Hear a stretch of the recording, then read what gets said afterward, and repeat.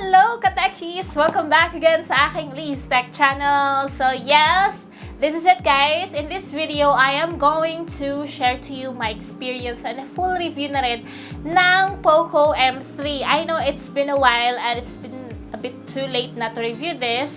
But, iba-iba naman kasi tayo ng opinion. So, why not sharing you my opinion about this phone as well? So, I hope guys na panoorin nyo ito hanggang dulo kasi I'm going to share its battery performance. As usual, no, yung camera, draining, and I will also give comment about its performance as well.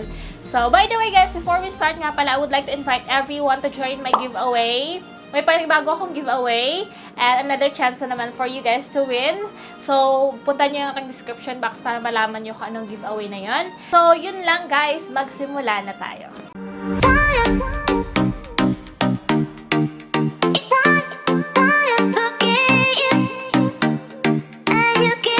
So, ayan, ato na nga ka-techies, we are going to review the POCO M3 and as you can see, ternong-terno sa damit ko, no? The color that we have is the cool blue na tatawag nila. Meron silang POCO yellow at meron din silang power black. Ayan. Atong POCO blue is maganda ang color niya. Makikita nyo yung design niya mismo is okay naman kasi hindi ko masyadong bet yung ganitong ganyan na style lang yun naman yan sa comparison. Pero yung back nila guys, maganda kasi hindi siya prone sa mga scratches. So gusto ko yung ganitong design. And ayan, flat front. Ang front niya guys is Corning Gorilla Glass na. Side-mounted na rin po yung kanyang fingerprint scanner. So yun yung maganda sa kanya. And of course, USB Type-C na siya, no? Yung dimension niya guys, mas mabigat siya kasi 198 grams siya. Then yung thickness naman niya is 9.6mm. So, medyo makapal talaga siya. So, let's go on na guys sa screen. So, as you turn on the screen, ang magugustuhan nyo kay POCO M3 guys is kahit entry-level smartphone siya, maganda yung display niya. HD yung display. Maganda yung mga icons, vibrant. Kahit IPS LCD siya guys, hindi mo ma-feel na ganun yung screen niya kasi maganda yung screen niya in fairness. And yung resolution pa niya, nakaya niya yung 1080p 2340. Maganda na yun, lalo na kapag manunod ka ng video sa YouTube, mas HD na yung kuha niya. And smooth touch din naman yung screen niya, tas malaki-laki. Kasi meron din naman siya 6.53 inches na screen display. Kaya din niya yung 60Hz refresh rate. Para sa akin, isang selling point na yun as an entry level. Then, Adreno 610 na rin siya. Then, powered na to ng Qualcomm Snapdragon 662. Magandang chipset na rin naman yan, lalo na kapag Qualcomm Snapdragon. Maganda na yan, guys. Although, hindi ganun talaga ka-latest, pero maganda pa rin yun. Long-lasting yung ganong chipset. And, meron siyang 4GB of RAM and 64GB of internal. Actually, may other variant din naman siya na 128GB of internal. Pero mas mahal-mahal yun kaysa dito kasi 6,990 lang po ito. But sa price niya na yun, malaki-laki na rin naman yung 64GB of internal. So, meron siya 6,000 mAh battery. Pero again, hindi lahat ng 6,000 mAh battery is long-lasting. Anyway, makikita niyo yung performance ni POCO M3 mamaya. Itetest ko yan. Then, meron siyang 48MP na rear camera. Yan yung main shooter niya. So, maganda kasi 48MP. Meron siyang 2MP for the depth and 2MP for the macro. So, yung front niya guys is 8 megapixels. So, sa mga features ng camera niya, almost complete naman. Makikita nyo, meron siyang Pro HDR, meron siyang AI, meron siyang portrait, time-lapse, meron siyang slow-mo. Tinas ko yung slow-mo niya, maganda rin.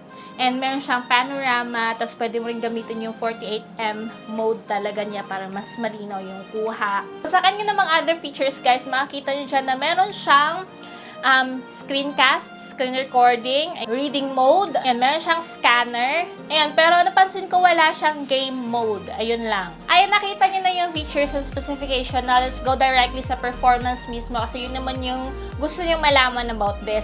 So, sa battery muna tayo guys. Tinest ko siya sa battery performance niya. Charging muna.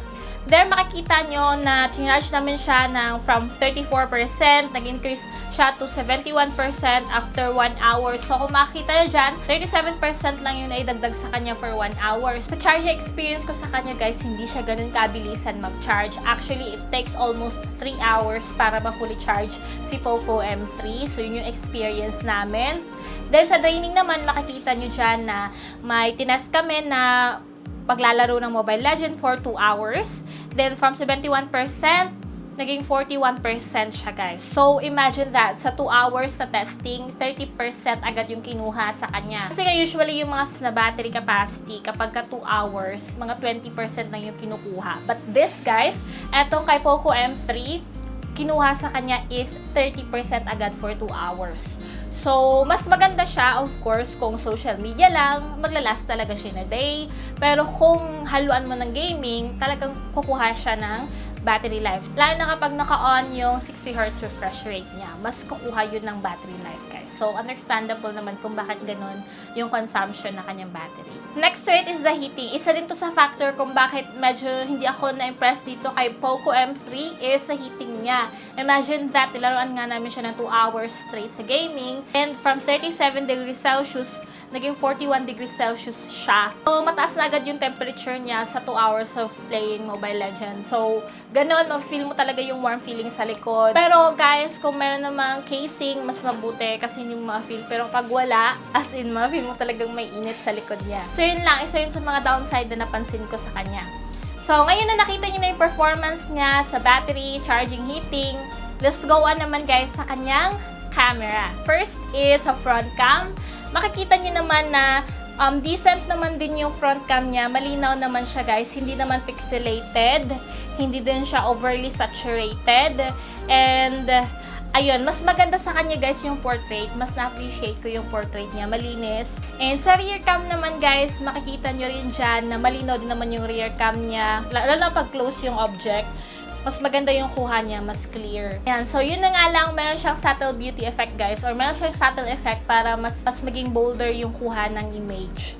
So, ayun, hindi siya as in totally natural kasi nga may subtle effect siya. Pero maganda naman yung outcome. Nasa inyo na yan kung nagugustuhan nyo ba itong ganitong klaseng performance sa camera. Then, sa video niya, guys, kanya 1080p at 30 frames per second. Meron siyang 720. Wala po siyang video stabilization. So, kung mag-video ka nito, kailangan ay careful pa rin. So, sa camera, in fairness, na-impress naman ako sa rear cam kasi okay naman, decent naman din yung rear cam at vibrant naman and yung front cam. Ayan, natapos na natin yung camera performance niya and so far okay naman. Now, puntahan naman natin, guys, yung gaming performance niya. Dito sa gaming, guys, I'm impressed sa gaming performance ni POCO M3 kasi sa Mobile Legends, guys, high frame rate yung kaya niya. So, very smooth yung gaming performance. Then, high graphics din yung setting niya. So, maganda yung graphic quality. And, ayan, smooth yung run ng game. Maganda din yung character kasi very smooth. A bigger chance of winning the game kasi nga smooth siyang dalhin. So, very playable po siya. Okay po talaga. Good na good po siya sa Mobile Legends. Wala akong masabi. And then, sa PUBG, of course, sinay din namin siya sa PUBG, guys. And medium frame rate lang yung kaya niya.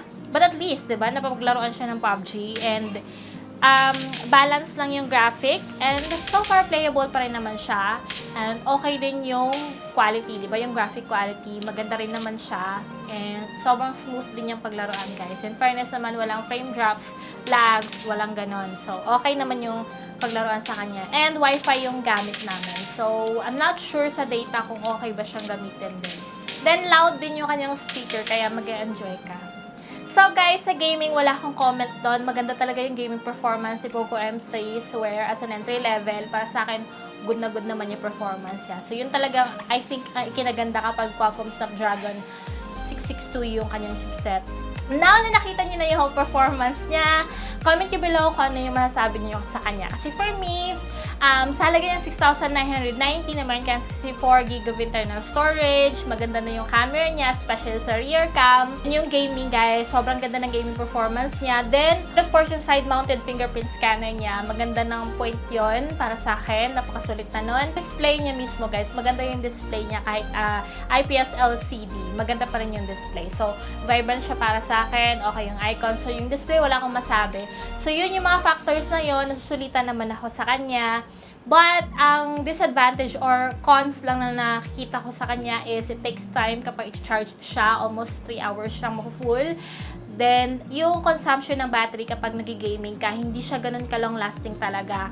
Like, ayun na nga, pinakita ko sa inyo kanina, 2 hours, 30 battery life agad yung kinuha. So, hindi siya ganun ka-long lasting kung gaming straight ka. Pero kung social media lang, okay lang. Magtatagal naman siya ng mga in a day or 12 hours. And of course, notch design pa siya. But anyway, entry-level din naman siya. Pero marami na din kasing entry-level na naka-side na yung notch or punch hole na, diba? So, yun lang naman. But the rest of it, guys, okay naman siya. Okay naman yung performance niya sa gaming, especially sa gaming talaga. So, yun, nasusulitan naman ako sa kanya sa experience namin. So, at least kayo, may idea na rin kayo about this. And kung feel nyo bilhin to is, why not, diba? Ibibigay ko pa rin yung link sa description box. So, ayan, maraming po salamat, guys, sa panonood ng aking video. Don't forget to like this video, share this video to your friends, and subscribe to my YouTube channel. See you again, Katekis, till the next video, and bye! Mwah.